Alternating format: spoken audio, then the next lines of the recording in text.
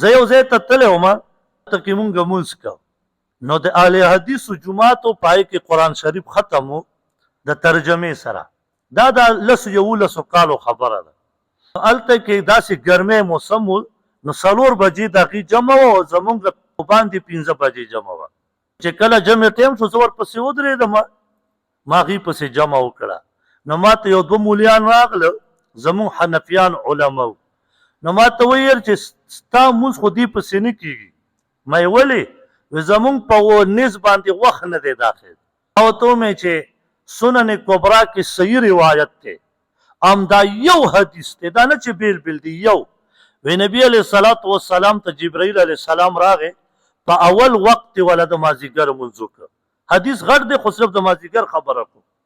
په دویمه ورځ ولا راغی، نو د مازدیګر مونځ یې ولا په اخري ټیم کې وکړه. نو مې دې حدیث را به څه کې؟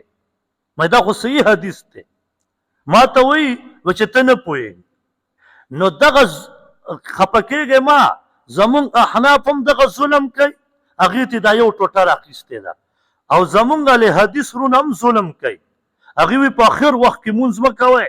والکه خو په اخر وخت کې هم راغلی او په اخر وخت کې هم راغلی، او یو روایت دی او دا روایت صحیح دی، نو ولې اختلاف کوئ؟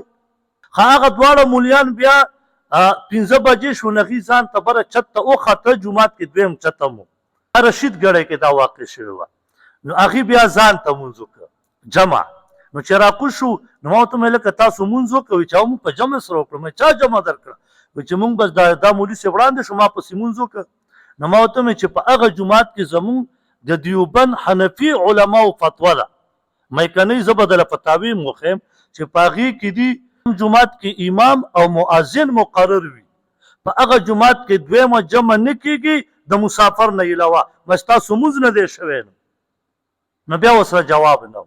نو دا یاد وساتئ، اختلاف مه کوئ. وره دا دین مونږ دپاره اسانتیا ده. یرید الله بکم اليسر ولا یرید بکم العسر. الله مونږ باندې اسانتیا راولي، تنګسیا په مونږ باندې الله نه راولي.